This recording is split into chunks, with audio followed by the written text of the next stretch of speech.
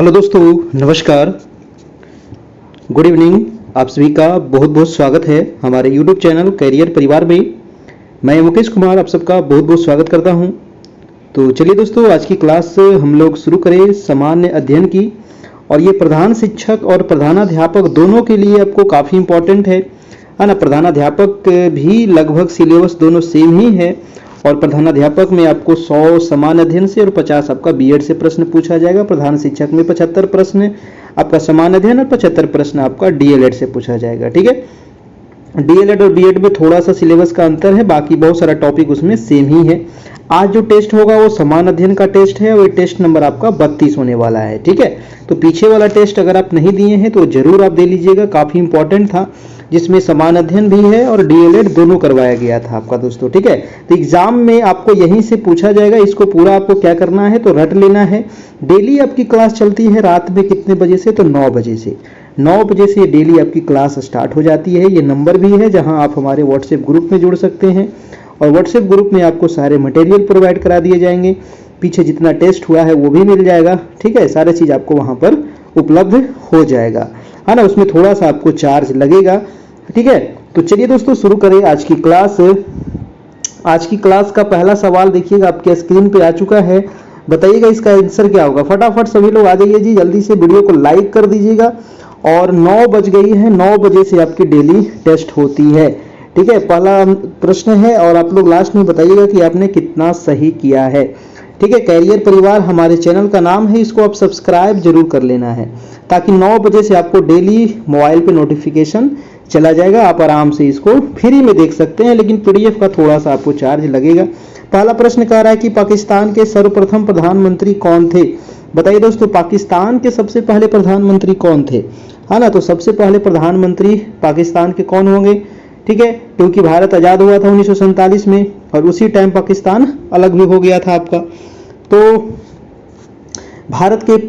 पाकिस्तान के प्रथम जो प्रधानमंत्री थे उनका नाम था, क्या नाम था, लियाकत अली खान।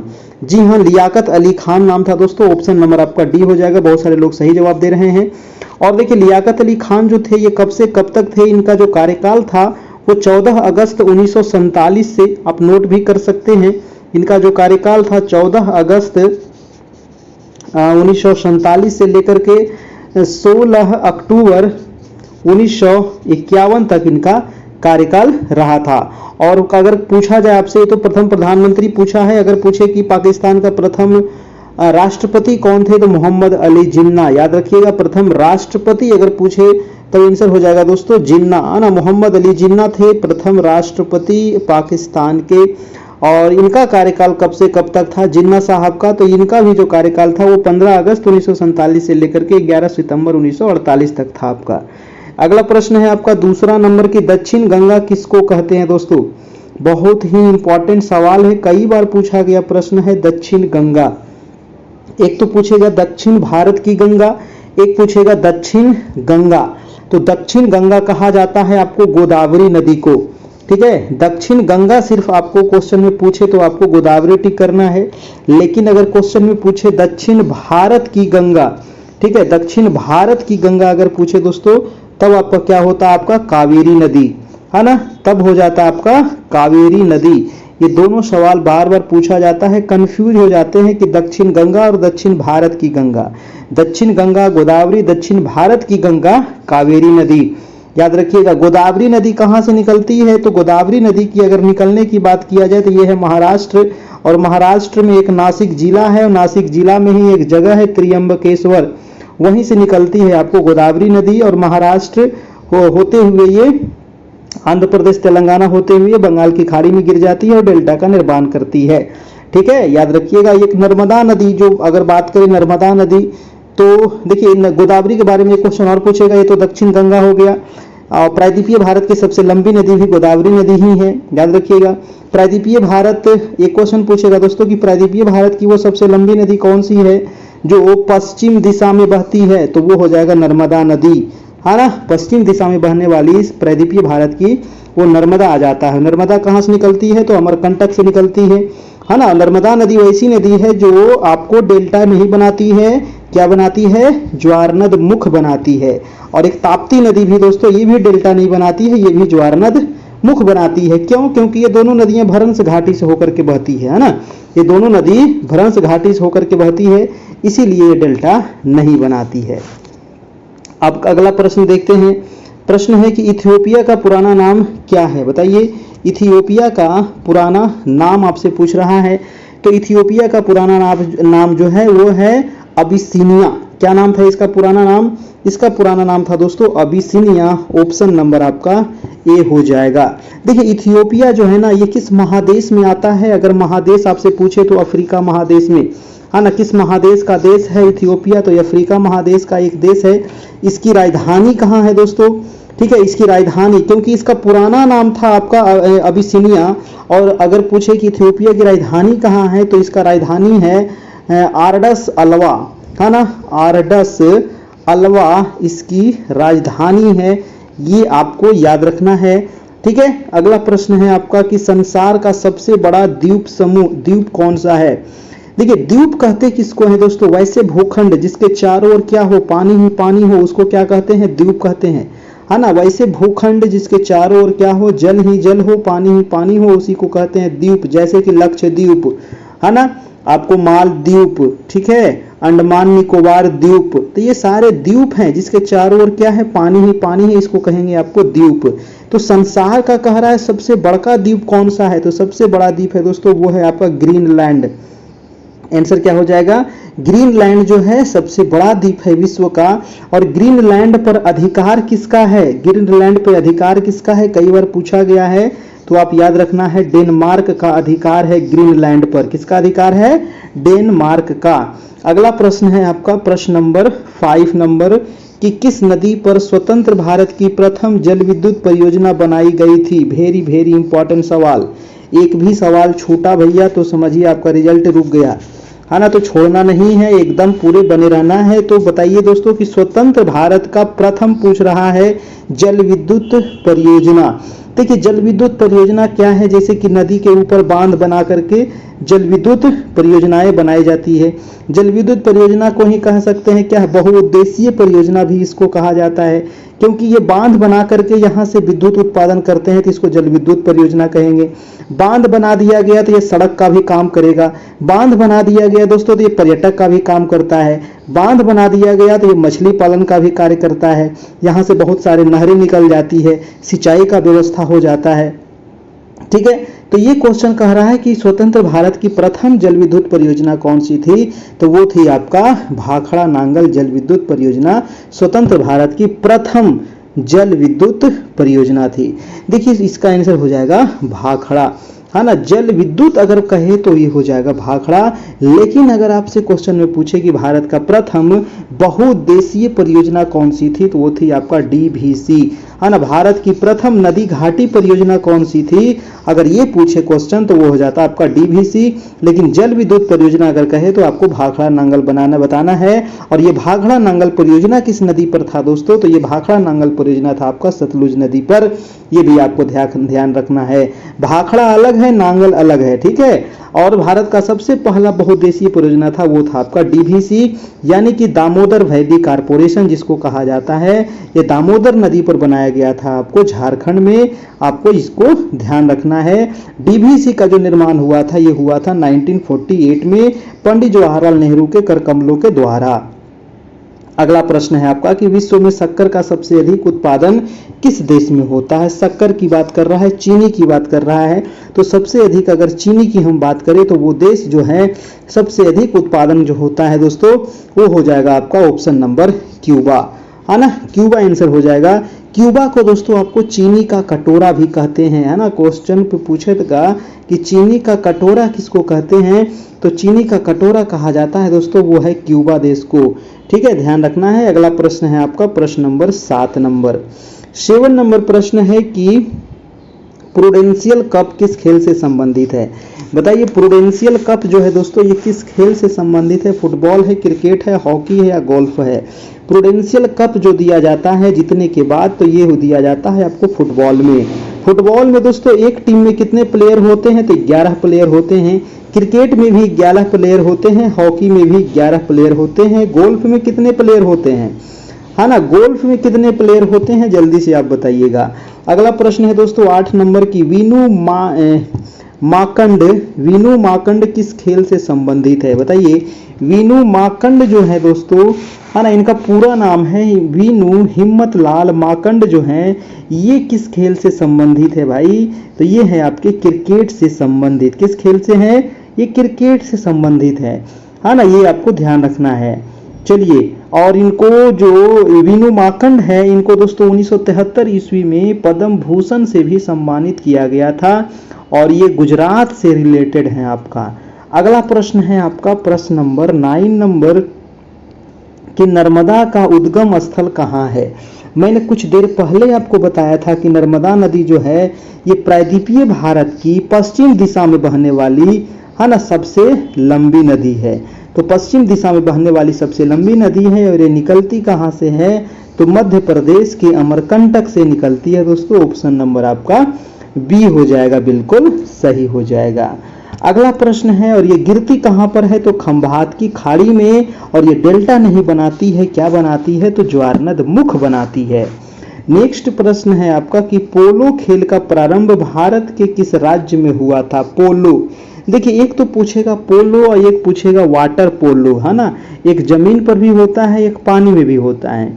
तो पोलो खेल का जो प्रारंभ हुआ था वो हुआ था आपको मणिपुर से। कहाँ हुआ था? मणिपुर से होता है। पोलो का जो खेल है दोस्तों, इसको राजशाही खेल भी कहा जाता है, और ये घोड़ा पर बैठ करके मारा जाता है बॉल को, और इसको गोल किया जाता है दोस्तों। ठीक है, तो ये आपको ध्यान रखिएगा। अगला प्रश्न है प्रश्न नंबर आपका 11 नंबर की, विश्वनाथ आनंद किस खेल से संबंधित है? बहुत ही इंपॉर्टेंट सवाल है। विश्वनाथ आनंद जो है दोस्तों, ये खेलते हैं शतरंज। क्या खेलते हैं? ये शतरंज के खिलाड़ी हैं। ऑप्शन नंबर हो जाएगा आपका बी नंबर। और विश्वनाथ आनंद 2003 में दोस्तों फीडे विश्व शतरंज चैंपियनशिप में विश्व शतरंज खिलाड़ी बने, और वह अपने समय के ड्रेड खिलाड़ी माने जाते हैं। ठीक है, और 1988 में विश्वनाथ आनंद ये भारत के ग्रैंड मास्टर भी बने थे। ठीक है, इनको राजीव गांधी खेल रत्न पुरस्कार से भी इनको सम्मानित किया गया है, ये आपको ध्यान रखना है। अगला प्रश्न है कि कर्णम मल्लेश्वरी किस क्षेत्र में प्रसिद्ध है?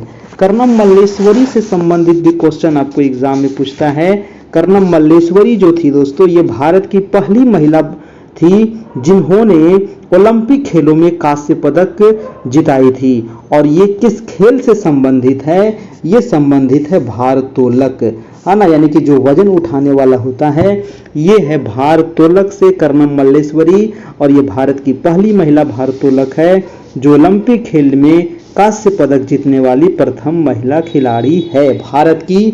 याद रखना है, कई बार पूछा गया है। नेक्स्ट सवाल है आपका सवाल नंबर 13, किस खेल की राष्ट्रीय चैंपियनशिप के लिए संतोष कप दिया जाता है?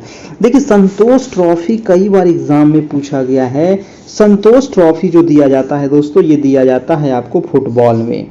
किसमें मिलता है? फुटबॉल में मिलता है, याद रखना है संतोष कप। संतोष कप के अलावे भी बहुत सारे जो ट्रॉफी हैं, जैसे कि DCM trophy, Durand cup, Rovers cup, VC Roy trophy, Subroto cup, sir Ashutosh cup, ये जितने सारे कप जो दिए जाते हैं सब फुटबॉल के ही क्षेत्र में दिए जाते हैं। अगला प्रश्न है प्रश्न नंबर आपका 14 नंबर कि किसी अंतर्राष्ट्रीय फुटबॉल मैच की सामान्य अवधि कितनी होती है? तो अवधि कितना होता है ये आपको बताना है। कितना देर का ये मैच होता है दोस्तों? फुटबॉल जो मैच होता है ये टोटल 90 मिनट का होता है। ठीक है, कितने होते हैं? तो ये 90 मिनट का फुटबॉल चलता है, जिसमें खेलों की संख्या मतलब खिलाड़ी की संख्या कितनी होती है? 11 खिलाड़ी होते हैं दोस्तों एक पक्ष में। अगला है कि उज्जैन किस नदी के तट पर स्थित है? उज्जैन, है ना, तो उज्जैन जो है दोस्तों ये है आपको क्षिप्रा नदी के तट पर, इसको कहते हैं क्षिप्रा नहीं क्षिप्रा नदी, है ना। उज्जैन पड़ता है आपको मध्य प्रदेश में दोस्तों, और ये किस नदी के किनारे है? क्षिप्रा नदी के किनारे बसा है, ये आपको ध्यान रखना है। उज्जैन का प्राचीन नाम क्या है? उज्जैन का प्राचीन नाम उज्जैनी कहा जाता है इसको, ठीक है। पहले जमाने में इसको उज्जैनी कहा जाता था। अगला प्रश्न है कि अंकोर वाट जहां एक प्रसिद्ध विष्णु मंदिर है किस देश में स्थित है? देखिए अंकोर वाट का मंदिर नाम आप सुने होंगे, है ना, अंकोर वाट का मंदिर। तो अंकोर वाट जो है दोस्तों जहां एक प्रसिद्ध विष्णु मंदिर है, ये किस देश में है? तो आंसर हो जाएगा कंपूचिया, है ना। इसको कहते हैं कंपूचिया भी कहा जाता है, याद रखिएगा, कंबोडिया भी कहा जाता है। आंसर हो जाएगा आपका सी नंबर, ठीक है। चलिए भैया, आंसर हो गया आपका सी नंबर। अगला प्रश्न है प्रश्न नंबर आपका 17 नंबर की सारनाथ गंगा तट पर बसे किस शहर के निकटतम है? देखिए सारनाथ जो है दोस्तों जहां गौतम बुद्ध ने प्रथम बार उपदेश दिए थे, सारनाथ में जब ज्ञान की प्राप्ति इनको हुई, तो सबसे पहले इन्होंने कहाँ गए? सारनाथ गए। जो सारनाथ है ये कहाँ है? तो वाराणसी के पास है, ठीक है। वाराणसी से लगभग ये 8 किलोमीटर दूर पड़ता है दोस्तों, ठीक ना, वाराणसी से।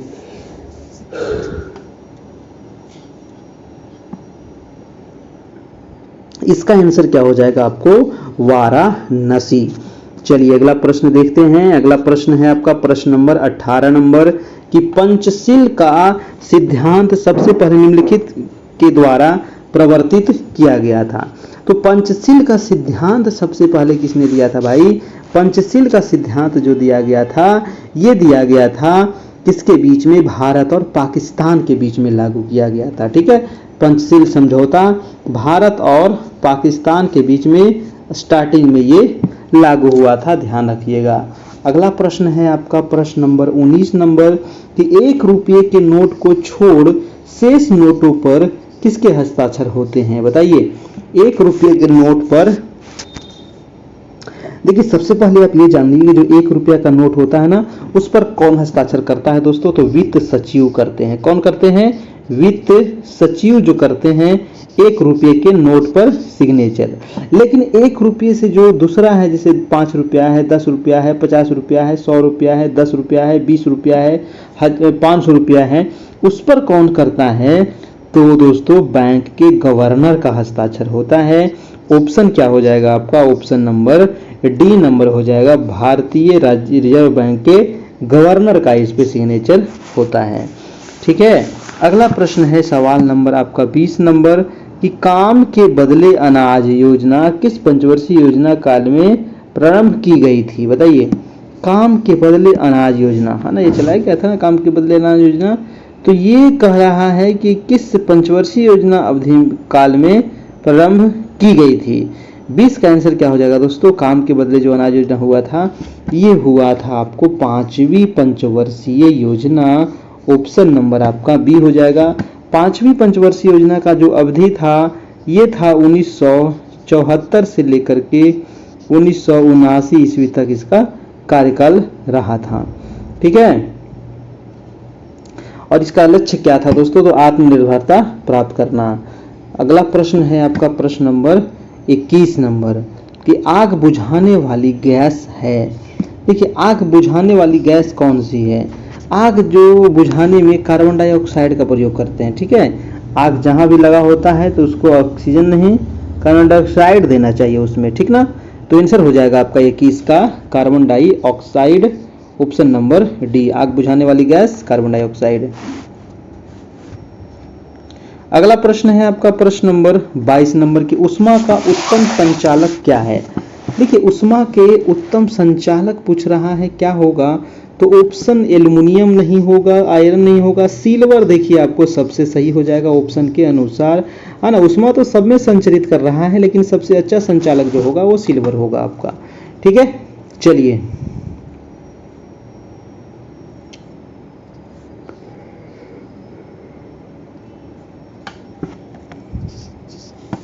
अगला प्रश्न है कि सर्वग्राही रुधिर वर्ग में कौन आता है?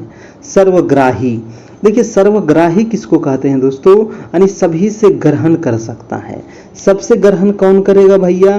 तो सबसे ग्रहण करेगा जो सबसे बरियार होगा, है ना। तो सबसे बरियार कौन है? ए और बी, यहाँ दुद्दू को बैठल है तो बरियारन होगा। तो आंसर हो जाएगा आपका आंसर नंबर सी हो जाएगा। ऐसे इसका आपको लाना पड़ेगा ब्लड, तभी इस पे चढ़ पाएगा आपका, ठीक है। सर्वग्राही रुधिर AB अगर नहीं है, अगर दूसरा है तो फिर हो पाएगा। इसका आंसर सर्वग्राही में कौन हो जाएगा? AB हो जाएगा। सूखा बर्फ क्या है दोस्तों, ये बताइएगा। सूखा बर्फ किसको कहते हैं? सूखा बर्फ कहते हैं आपको ठोस कार्बन डाइऑक्साइड को। ऑप्शन नंबर हो जाएगा आपका बी नंबर 24 का, ठोस कार्बन डाइऑक्साइड। अगला है कि मानव शरीर में कितनी हड्डियां होती है? बताइए, क्या आपने हड्डी गिना है अपने शरीर का? तो मानव शरीर में दोस्तों 206 हड्डी होती है, ठीक है। 206 हड्डियां होती है। और शरीर की सबसे बड़ी हड्डी कौन होती है? सबसे छोटी हड्डी कौन होती है? सबसे बड़ी होती है जांघ की हड्डी, जिसको कहते हैं फीमर, है ना। तो यहाँ ऑप्शन में नहीं दिया गया है, इसको रहने दीजिए। और सबसे छोटी हड्डी कौन सी होती है दोस्तों? कान की हड्डी, जिसको कहते हैं स्टेप्स। अगला प्रश्न है कि मलेरिया प्रभावित करता है। देखिए, जो मलेरिया होता है ना, ये प्रोटोजोआ से प्रसारित होता है, और इससे प्रभावित होने वाला अंग जो होता है वो होता है तिल्ली।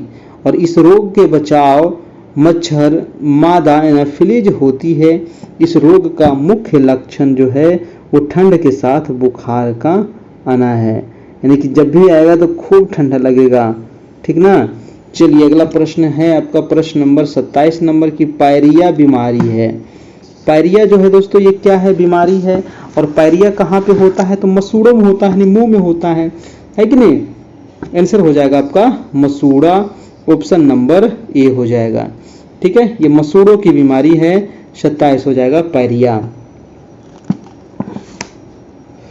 पायरिया जब हो जाएगा ना, तो मसूड़ों से हमेशा ब्लड निकलते रहेगा, ये ध्यान रखिएगा। अगला प्रश्न है कि एक सामान्य मनुष्य का तापमान कितना होता है?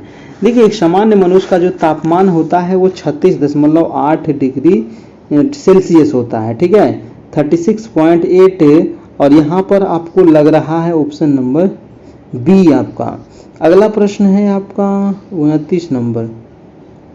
29 नंबर कह रहा है कि निम्न में से कौन सा विटामिन खून का थक्का बनाने में सहायक होता है? देखिए, ब्लड जो होता है ना, किसी किसी का ब्लड कहीं पर अगर कट लग गया तो खून बह रहा है, बंद हो ही नहीं रहा है, तो इसका मतलब कि विटामिन के की उसको कमी है। आंसर हो जाएगा विटामिन के, है ना, विटामिन के हो जाएगा। अगर इस प्रकार का किसी के पास है तो दोस्तों आपको थोड़ा सा सतर्क होना चाहिए, ठीक ना, या ध्यान रखना है। चलिए,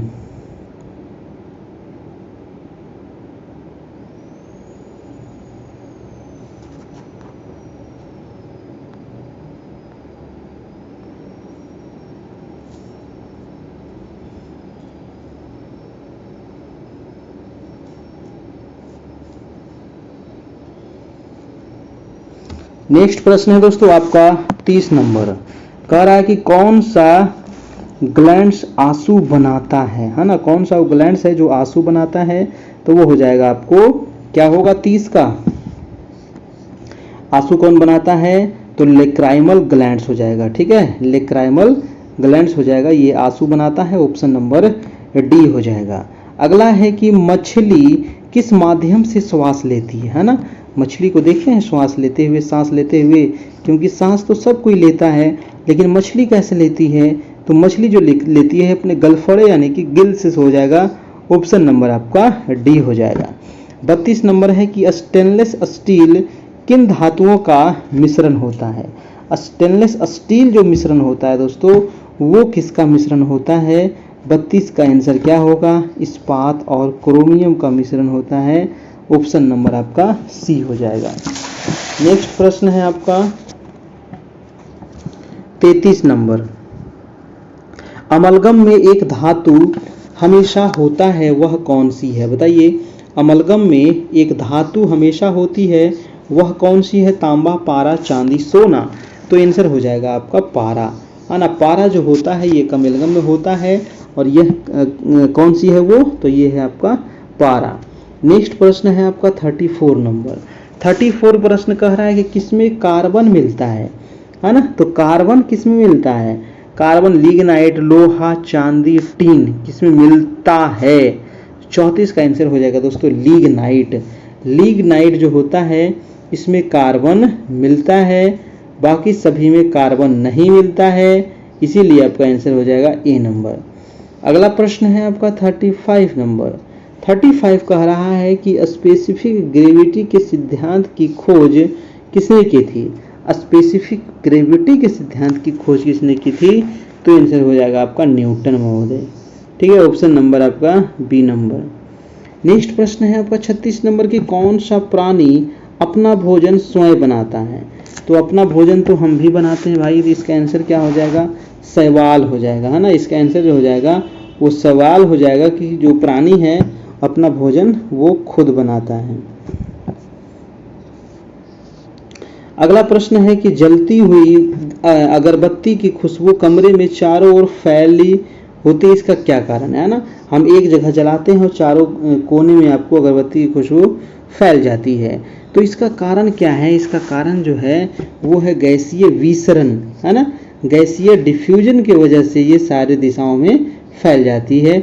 ध्वनि किससे होकर नहीं गुजरती है? कोई भी ऐसा चीज नहीं है जिससे होकर नहीं गुजरेगा। ध्वनि जो है पानी, ठोस, द्रव्य, गैस सब में गुजरेगा। हाँ, ये है कि किसी में कम किसी में ज़्यादा होगा। किस में नहीं गुजरता है तो वो हो जाएगा वैक्यूम, है ना। वैक्यूम में आपको ध्वनि नहीं गुजरेगा। नेक्स्ट प्रश्न है आपका 39 नंबर कि क्वांटम सिद्धांत का किसने प्रतिपादन किया था? क्वांटम सिद्धांत का जो प्रतिपादन किया था दोस्तों, ये मैक्स प्लैंक के द्वारा किया गया था। आंसर नंबर आपका ए हो जाएगा। अगला है कि कैथोड किरणें क्या है? देखिए कैथोड किरणें क्या है दोस्तों, ये है आपका इलेक्ट्रॉन है। कैथोड किरणें क्या आता है? तो ये कैथोड किरणें एक ऋणात्मक होता है और ये आंसर हो जाएगा आपका इलेक्ट्रॉन। अगला प्रश्न है आपका प्रश्न नंबर 41 नंबर। करो या मरो का नारा किसने दिया था? करो या मरो। देखिए करो या मरो का जो नारा दिया गया था वो दिया गया था आपको महात्मा गांधी। ठीक है, महात्मा गांधी के द्वारा दिया गया था। देखिए भारत में भारत छोड़ो आंदोलन हुआ था 8 अगस्त 1942 को, जिसमें गांधी जी ने ऐतिहासिक अंग्रेजों भारत छोड़ो प्रस्ताव को कांग्रेस के पास करवाया, जिसमें उन्होंने करो या मरो का नारा दिया था। नेक्स्ट प्रश्न है आपका कि पानीपत की तीसरी लड़ाई, पानीपत का तीसरी युद्ध कब हुआ था? 3 युद्ध हुआ था, 1526, 1556 और एक हुआ था 1763 में हुआ था। ठीक है, तो ये पूछ रहा है दूसरी लड़ाई हुआ होगा कब? तो 1556 में। ऑप्शन नंबर आपका ए हो जाएगा। ठीक है,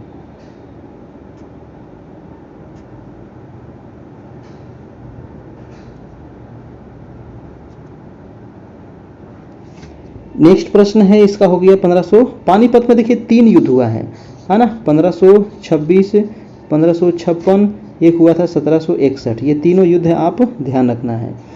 अगला प्रश्न है दोस्तों प्रश्न नंबर 43 कि दीन ए इलाही धर्म किसने चलाया था? दीन ए इलाही धर्म जो चलाया गया था, ये चलाया गया था किसके द्वारा? तो अकबर के द्वारा चलाया गया था दीन ए इलाही धर्म 1582 ईस्वी में। कब चला था? 1500 कहाँ भैया कलमा कहीं चला जी? 18 नहीं 1582 में चला था, आपको गृह युद्ध हुआ था। अगला प्रश्न है आपका 44 नंबर की सीमांत गांधी का नाम क्या था? सीमांत गांधी का नाम था आपको खान अब्दुल गफ्फार खां। ठीक है, आंसर हो जाएगा आपका खान अब्दुल गफ्फार खां। ऑप्शन नंबर आपका डी हो जाएगा 44 का आपका। ठीक है, अगला प्रश्न है आपका कि 45 नंबर कह रहा है कि टीपू सुल्तान किस राज्य से संबंधित है? टीपू सुल्तान किस राज्य से संबंधित है? तो टीपू सुल्तान जो था दोस्तों, ये था आपको कर्नाटक से संबंधित। और कर्नाटक में कौन सा शहर है? तो यहाँ मैसूर है ना। मैसूर से संबंधित है आपको टीपू सुल्तान। अगला प्रश्न है कि प्लासी का प्रथम युद्ध कब हुआ था? देखिए प्लासी की लड़ाई कब हुआ था दोस्तों? ये हुआ था आपको 1757 में, है ना। प्लासी का युद्ध जो हुआ था ये 1757 में हुआ था। और ये कब हुआ था? 23 जून 1757 को हुआ था। अगला प्रश्न है आपका कि भारत छोड़ो आंदोलन कब प्रारंभ किया गया? देखिए भारत छोड़ो आंदोलन प्रारंभ कब किया गया, ये क्वेश्चन पूछ रहा है। तो शुरुआत जब इसकी हुई थी तभी हुई थी आपको 7 अगस्त 1942 को। और 42 देखिए एक ही ऑप्शन में दिया गया है, इसीलिए हमारा ऑप्शन नंबर बी हो जाएगा। इसकी जो शुरुआत हुई थी, पहली बैठक जो हुई थी वो बम्बई के ग्वालियर टैंक में हुई थी, है ना। और गांधी के भारत छोड़ो प्रस्ताव को कांग्रेस कार्य समिति ने 8 अगस्त 1942 को स्वीकार कर लिया और भारत छोड़ो आंदोलन की शुरुआत हो गई 9 अगस्त 1942 को। ठीक है, इस आंदोलन में ही गांधी जी को और बड़े बड़े जितने नेता थे सभी को क्या कर दिया गया, बंद कर दिया गया, नजरबंद कर दिया गया। और इसी समय गांधी जी ने एक नारा दिया था, करो या मरो। अगला है कि दक्षिण भारत में चालुक्य वंश की स्थापना किसने की।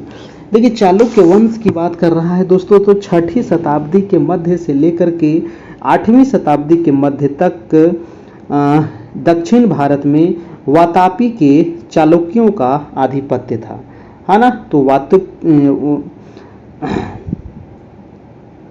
चालुक्य, ठीक है, याद रखना है, वातापी के चालुक्य।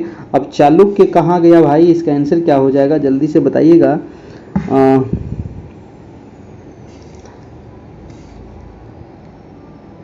तो चालुक्य वंश की स्थापना हो जाएगा यहाँ पर हरिहर नहीं, पुलकेशिन प्रथम के द्वारा किया गया था, है ना। पुलकेशिन प्रथम हो जाएगा दोस्तों, ऑप्शन नंबर आपका डी नंबर हो जाएगा।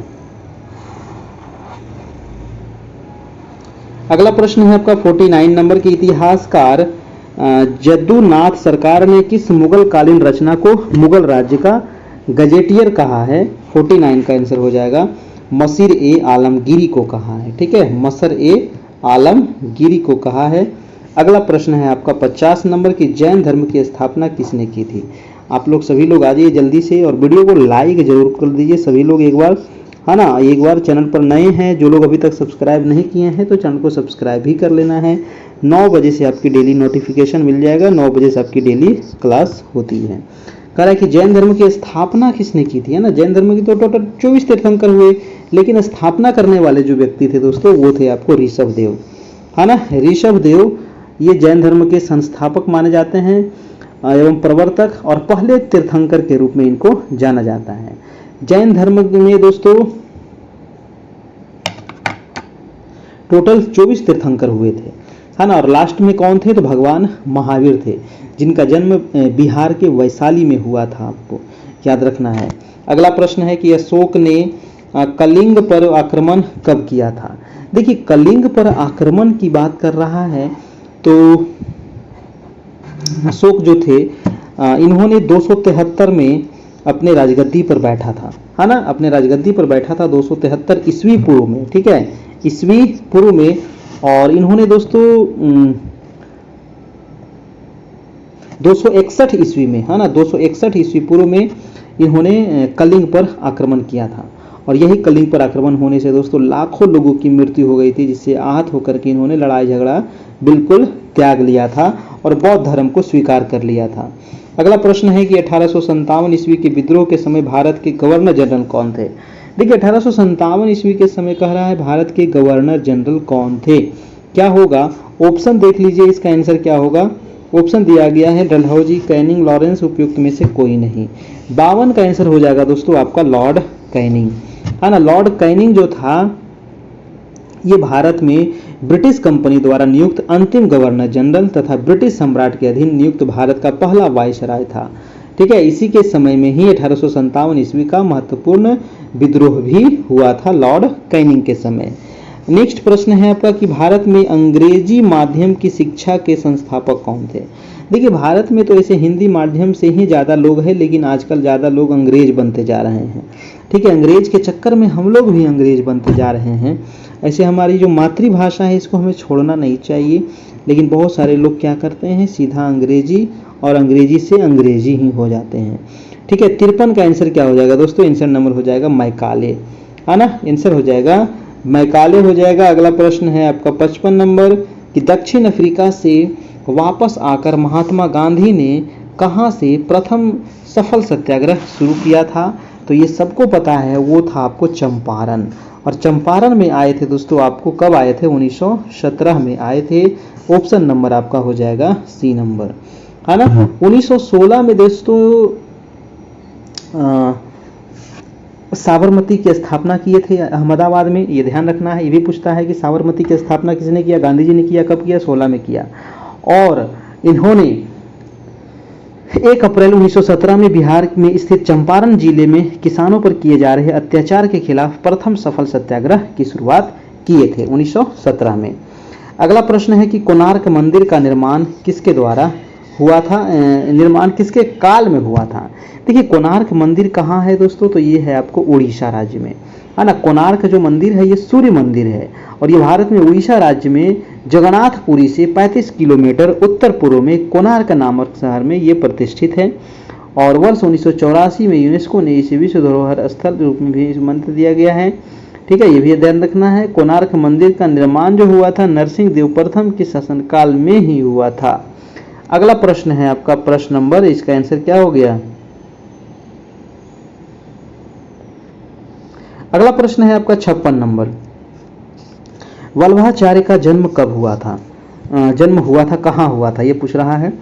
देखिए वल्लभाचार्य का जो जन्म हुआ था दोस्तों ये हुआ था आपको कहाँ, मध्य प्रदेश में हुआ था। और मध्य प्रदेश के रायपुर जिले के रायपुर में हुआ था। कहाँ गया, रायपुर जिले के चंपारण्य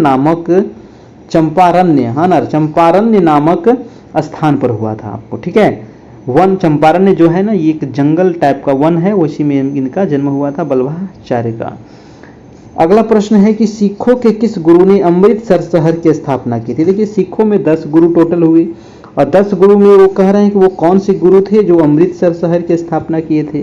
तो अमृतसर शहर की स्थापना करने वाले गुरु कौन थे भैया, तो अमृतसर शहर की स्थापना करने वाले जो गुरु थे वो थे गुरु रामदास। कौन थे, गुरु रामदास थे, ध्यान रखिएगा। ऑप्शन नंबर आपका ए हो जाएगा। अगला प्रश्न है कि गुप्त काल का सर्वप्रथम गणितज्ञ एवं खगोलविद कौन था। देखिए गुप्त काल का कह रहा है सर्वप्रथम गणितज्ञ और खगोलविद कौन था, तो वो हो जाएगा आपका आर्यभट्ट। आर्यभट्ट जो थे ये गुप्त काल के ही थे, जो दोस्तों गणितज्ञ और खगोलविद के मतलब ये विद्वान थे आपका। ठीक है, चलिए अगला प्रश्न है प्रश्न नंबर आपका 59 नंबर की अकबर द्वारा कौन सा धर्म चलाया गया था। बहुत बढ़िया प्रश्न है। अकबर ने धर्म चलाया था दोस्तों दीन ए इलाही। ठीक है, दीन ए इलाही धर्म चलाया था, इसीलिए इसका आंसर हो जाएगा आंसर नंबर ए। कुछ देर पहले ही बताए थे। और ये कब चलाया था, तो 1582 ईस्वी भी आपको याद रखना है, ये भी पूछा जाता है। 1582 में चलाया गया था। ठीक है, अभी देखिए एग्जाम का कोई अभी अपडेट नहीं है ना, एग्जाम का अभी कोई अपडेट नहीं है। जैसे ही कोई अपडेट आएगा तो आप लोग को बताया जाएगा। ठीक है, आप लोग टेंशन न लेना है, आराम से तैयारी करते रहना है ना। और ये 13 तारीख को तो डेट दिया था, लेकिन नया डेट अभी नहीं आया है, इसी वजह से आप लोग को नहीं बताया जा रहा है। शिवाजी का जन्म कब हुआ था दोस्तों, ये बताइएगा। शिवाजी का जन्म हुआ था आपका शिवनेर में हुआ था। ठीक है, शिवाजी का जन्म जो हुआ था शिवनेर में हुआ था, ये आपको याद रखना है। कब हुआ था, तो 1627 में हुआ था, शिवाजी का जन्म हुआ था। शिवाजी के पिता का जी का नाम था शाहजी भोसले और इनके माता का नाम था जीजाबाई। अगला प्रश्न है आपका 61 नंबर की मौलिक अधिकार के बारे में सुनवाई करने का अधिकार किसको प्रदान किया गया है। देखिए मौलिक अधिकार के बारे में ना सुनवाई करने का अधिकार किसको दिया गया है, ये आपको बताना है। ये अधिकार किसको दिया गया है दोस्तों, तो आपको सर्वोच्च न्यायालय और उच्च न्यायालय दोनों को दिया गया है ना। अगर मौलिक अधिकार का हनन होता है तो उच्च न्यायालय और सर्वोच्च न्यायालय दोनों में रीट दायर किया जा सकता है। ठीक है, अगर आपको सर्वोच्च न्यायालय में करना है तो अनुच्छेद 32 के तहत, और अगर आपको उच्च न्यायालय में करना है तो अनुच्छेद 226 के तहत रीट दायर आप कर सकते हैं। अगला प्रश्न है आपका प्रश्न नंबर 62 नंबर। कह रहा है कि निम्न में से कौन सा मौलिक अधिकार नहीं है। बताइए दोस्तों मौलिक अधिकार कौन सा नहीं है। जैसे कि धार्मिक स्वतंत्रता का अधिकार तो मौलिक है, समानता का अधिकार भी मौलिक है, विचार व्यक्ति का अधिकार ये है, सभी पुरुषों और महिलाओं हेतु समान काम के लिए समान वेतन का अधिकार, समान काम के लिए समान वेतन, ये क्या मौलिक अधिकार है? नहीं, ये नीति निर्देशक तत्व में बातें लिखी गई है। समान कार्य के लिए समान वेतन लिखा गया है, ये नीति निर्देशक तत्व में है, ये मौलिक अधिकार नहीं है ना, ये याद रखना है। धार्मिक स्वतंत्रता का अधिकार जो है दोस्तों ये अनुच्छेद 25 से 28 में है। समानता का जो अधिकार है ये 14 से 18 में है।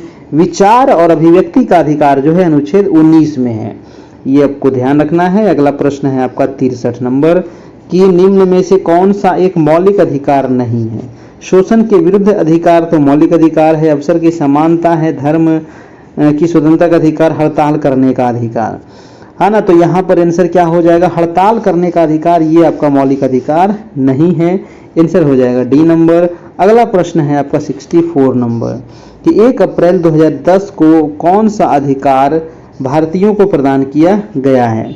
बताइए 1 अप्रैल 2010 को, 64 का क्या हो जाएगा, 64 का हो जाएगा दोस्तों 1 अप्रैल 2010 को भारतीयों को प्रदान किया गया है, कौन सा अधिकार दिया गया है, 64 का हो जाएगा आपका आंसर नंबर ए, यानी कि शिक्षा का अधिकार दिया गया है ना। शिक्षा का अधिकार जिसमें 6 साल से लेकर के 14 साल तक के जितने भी बच्चे हैं उनको अनिवार्य और निःशुल्क शिक्षा दी जाएगी।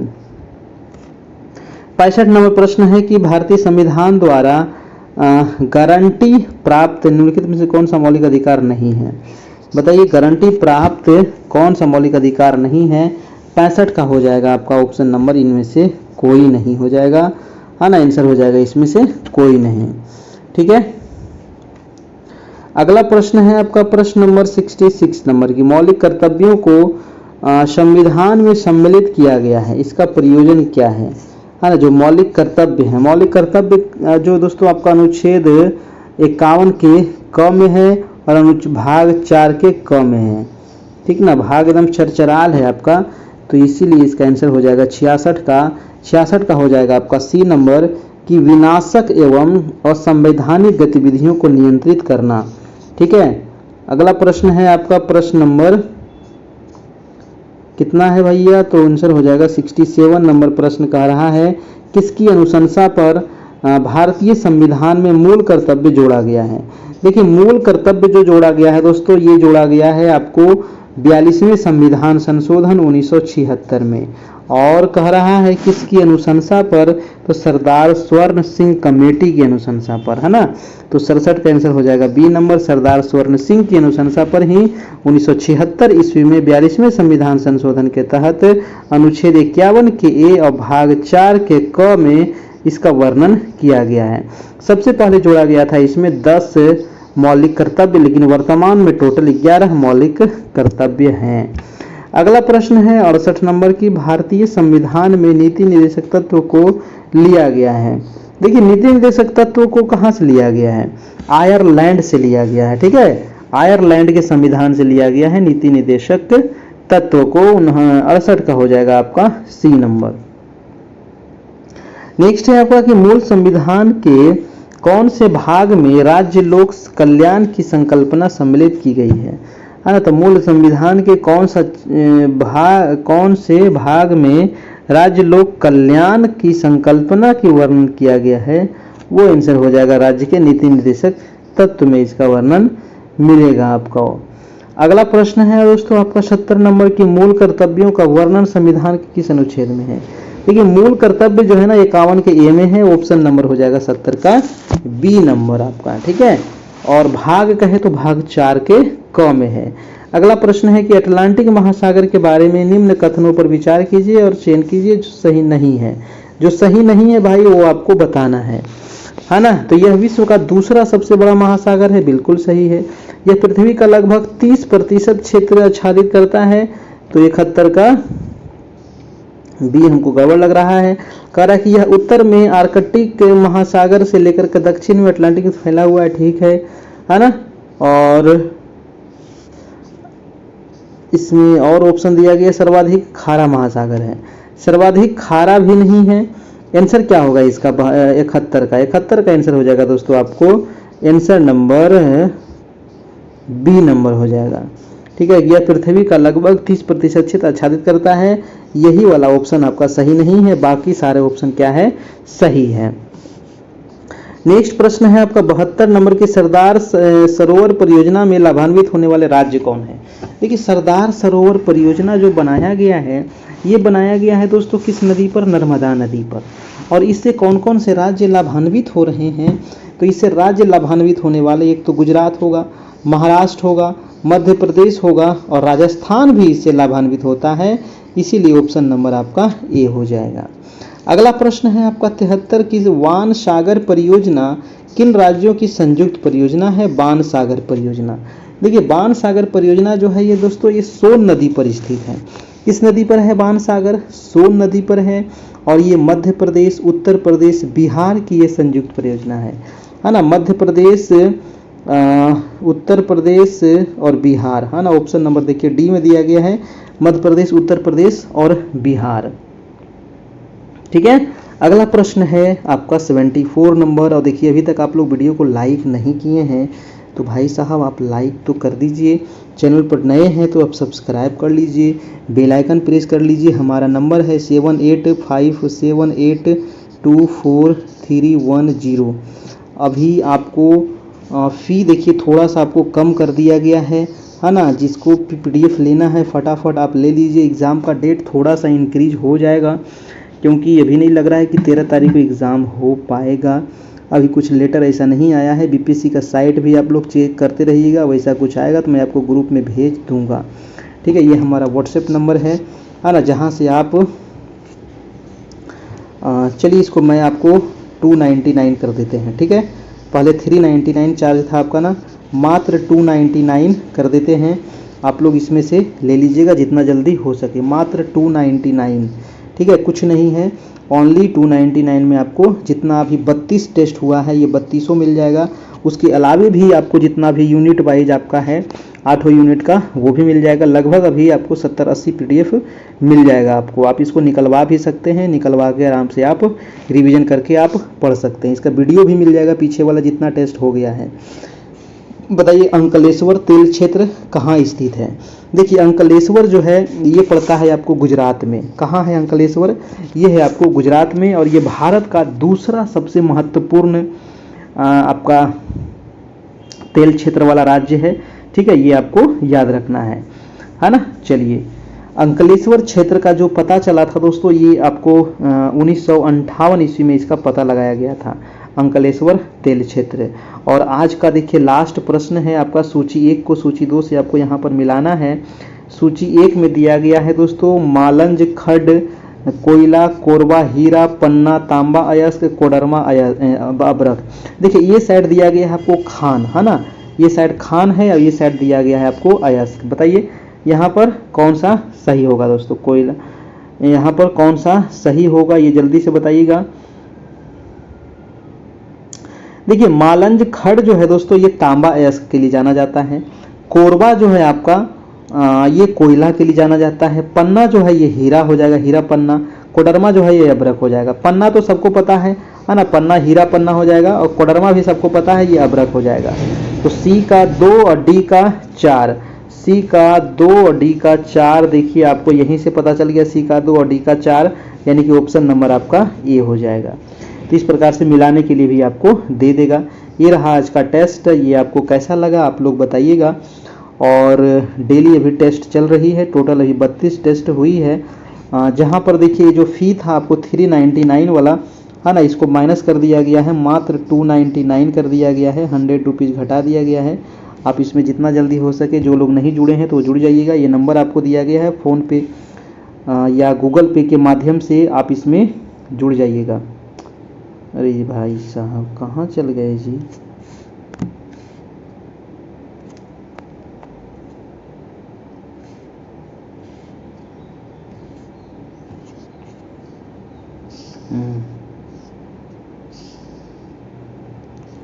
हाँ ना, तो ये नंबर आपको दिया गया है जहाँ से आप हमारे व्हाट्सएप ग्रुप में आप जुड़ जाइएगा और पीछे जितना टेस्ट हुआ है वो सभी आपको मिल जाएगा।